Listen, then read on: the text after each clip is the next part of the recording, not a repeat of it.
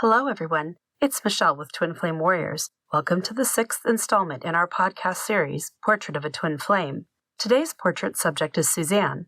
Please note that this is the final of 4 episodes. We're trying something new by breaking our hour or more long interviews into bite-sized listening chunks. Let us know what you think of the new format, or if you want to be a guest. Our email is podcast@twinflamewarriors.com. Before we begin our final episode with Suzanne, we want to remind you that we offer coaching, mentoring, past life regression, card reading, and other services that could benefit you on your journey. Check out our menu today at twinflamewarriors.as.me. That's twinflamewarriors.as.me. Now, without further ado, I give you Portrait of a Twin Flame, Suzanne, Part 4. Can you go back and tell me a little bit about the 6 months where you were not working at the fundraising job and you were in total separation? I mean, I know Reiki, you started Reiki recently, learning Reiki, and what else did you do during those 6 months? I worked a lot on myself. I started a blog, I write in a journal, and I was in a lot of pain, so I was writing a lot of poems during that time. I could read one of them if you want. I would love you to, yes. So it's called Only Time. Only time will heal this heartbreak. Only time will heal this pain. If I get out of bed today, I know I'm stronger than yesterday. I wish I could fast forward and skip to the best part. I just want to be happy again, but I don't know how to start. I do not know what happened. I do not understand. Someday I hope to see you. Someday I hope to see. Someday I hope this pain I feel becomes a distant memory. I think many twin flames will really resonate with that.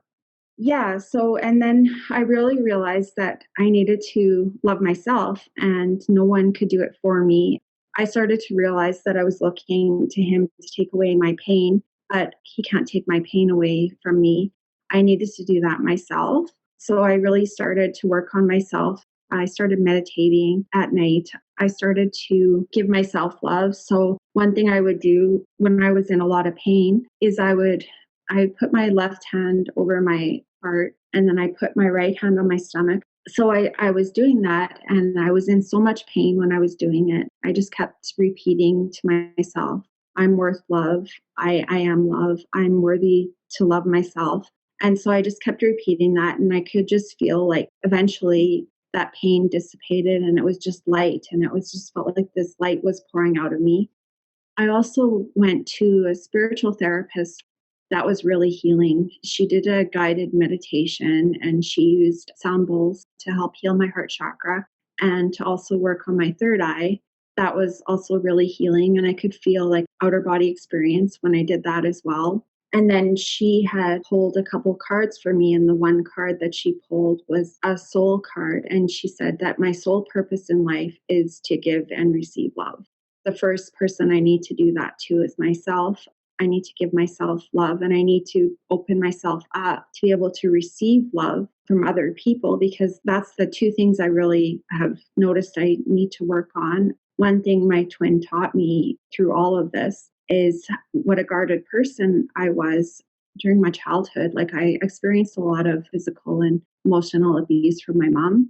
And it made me a really guarded person throughout my life. Like I've always been really closed off. And that's another thing in my marriage is that I realized that I've never fully opened to my husband. Like I've never been a fully open person. It's painful to be vulnerable when you've been vulnerable and been hurt so many times by someone you trust. Exactly. So that's one thing that I needed to learn that I had to work on is to be more open and be willing to give and receive love. You know, twin flame journeys are just a flavor of spiritual awakening. Some of us are motivated by the twin flame journey to do this whole process of finding ourselves, loving ourselves, becoming who we really meant to be when we arrived on this 3D earth plane to do our journey, right? So what was happening around you? How did your everyday life change during this time while you were working on your 5D spiritual self? Honestly, I didn't really notice what was going on around me because I was in the dark night of the soul for most of it. I spent a lot of time by myself. I'm sure that my family life just went on kind of without me for a little while. Like, it's really hard to explain, Michelle, because I was so involved in working on myself and trying to heal myself. And it was during like work closures. So I wasn't working. And so maybe I just had more time to be by myself. So I had started a journal and I was writing a lot about what was going on during this time. And I did start a blog like with my poems and just like a couple short entries. But I did have a dream, one of the last dreams that I've ever had of my twin. I don't dream about him anymore, was that he came to me and he was just holding me in bed one night. He got up to leave and he said, "Don't get up." But even though he told me not to get up, I could see him walk down the hall and walk downstairs. And my husband was sitting in the living room watching TV. And when I walked up to my husband and he told him that they needed to work on changing my last name. And then he left.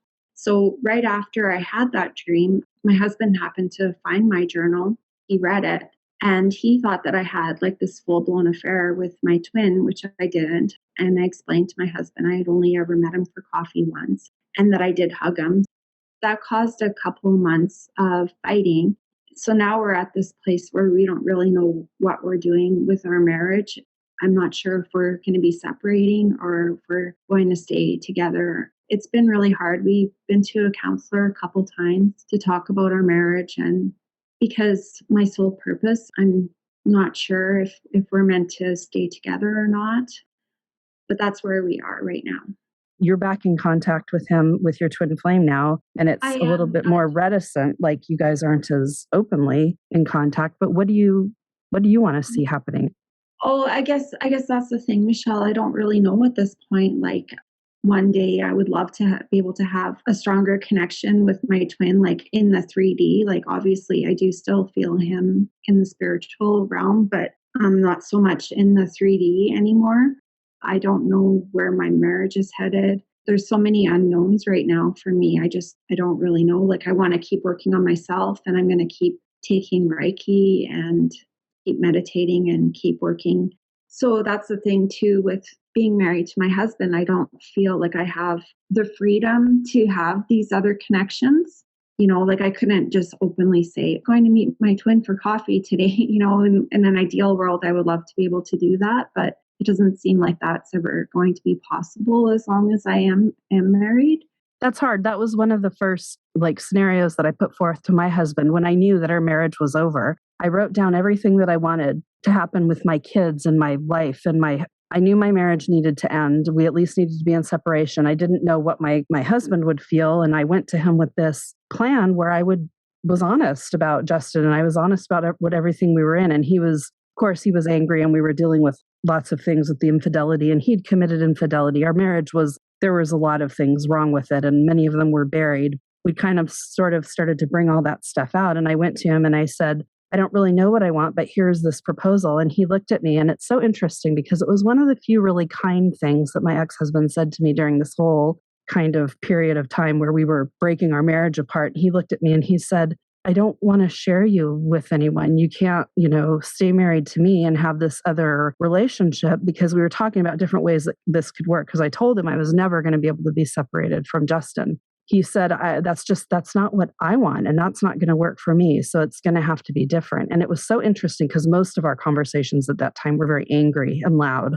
Even though we were in therapy and stuff, and we'd talk about things in therapy, it would always inevitably end up in all that anger. I just remember thinking at that moment, well, I wrote all this stuff down. How am I going to make it happen on my own if I completely separate from him? And then I just did. And everything that I wrote in my journal turned out exactly the way that I'd written it, like a year later. I don't even know how it all happened, but I know that it all comes back to this moment when my ex-husband said to me, "It can't be this way," because I kept trying to make things work, figure them out, piece them together to where I could keep some of what I used to have. And I finally came to this realization that, wait a minute, I have to break with all of that. I have to be a different person because I'm really a different person than I ever was in this relationship. It's so hard.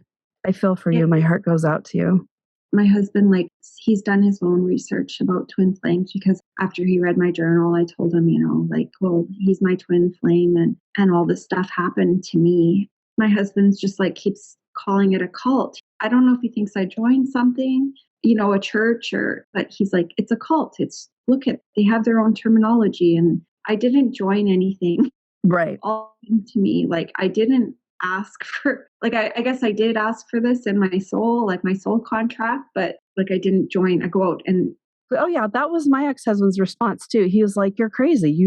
There's this cult that you think you're." I think he used the word cult. He said did it's he like a really? cult. Oh yeah, because you know what? They have a good point, right? There, a lot of the twin flame teachers and mentors who are out there. They're like, this is the karmic, this, that, the other thing. You're 5D, 60, 70, 90. You meet all these different requirements and you must do this and you must do that. And then you graduate. And no, it's all nonlinear. It's all unique.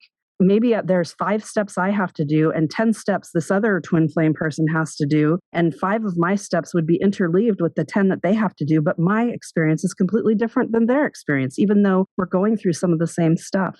The cult thing, I can see how if you adhere to what a lot of those people out there are saying, that's what it looks like.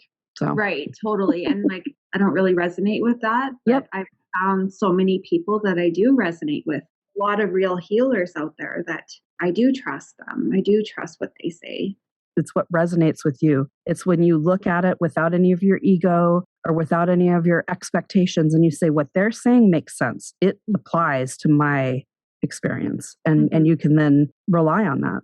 When I was going through DNOTS, I wish that I would have had more help, more therapy during that time because I didn't. Like I just went within myself, I guess.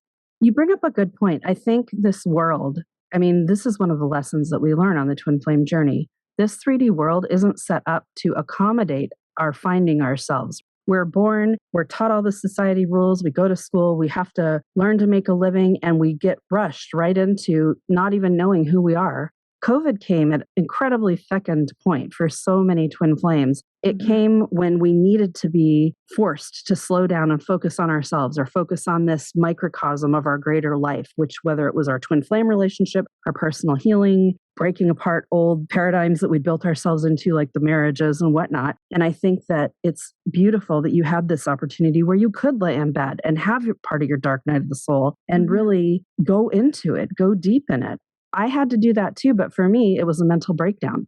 It didn't start with Justin. It started before Justin, right? It was all in preparation for meeting Justin. But I had to go within and have a complete break from the world around me. And I did. I laid in bed for many days and was addicted to opioids and all kinds of stuff, trying to figure out what was wrong with me and trying to get to those deeper layers. Oh, it's so nice that you've had that opportunity, even though it wasn't fun to go through.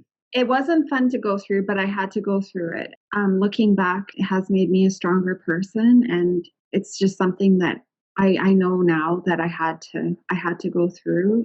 I'm just so grateful that I was able to come out on the other side of it. And like I said in my poem, like I hope that pain I feel one day becomes a distant memory, and it has become a distant memory. Like I don't remember what it truly felt like. I'm just so grateful that I don't have those feelings anymore. Like I'm not in the dark night of the soul anymore, and I'm able to see my twin, but I don't obsess about him anymore. If he doesn't come to work, it'd be like, oh, well, I didn't see him. I don't have any expectations of how things are supposed to be for my future. Like I'm just trying to live day by day and just work on my soul purpose and just keep moving forward now. Like I'm not in autopilot anymore. I'm very aware of spirituality and what I need to do for my soul. There's some days where I'm just like, I'm just gonna rest today because it is tiring sometimes when you're going through all the spiritual aspects. Like if I just need to rest, I'm just going to make that time for myself and I'm just going to rest. That message that you just said right there is the perfect message to kind of end your portrait on, which is living every day without expectations, focusing on yourself, making sure you're whole, giving yourself love so that when another is there who wants to share love with you, you're filled and your cup can flow over into theirs. And how do you do that? No expectations, focus on self. Give yourself the time when you need it. Give yourself a lot of leeway. Accept that you're just wherever you're at on your journey. Is there, if you'd like to offer us another poem? This is a poem that I had written to my twin. So it's just called Poem to My Twin. If I ever see you again, I want to hold you in my arms and never let you go. I want to give you all of me and let you see my soul. I don't want to speak.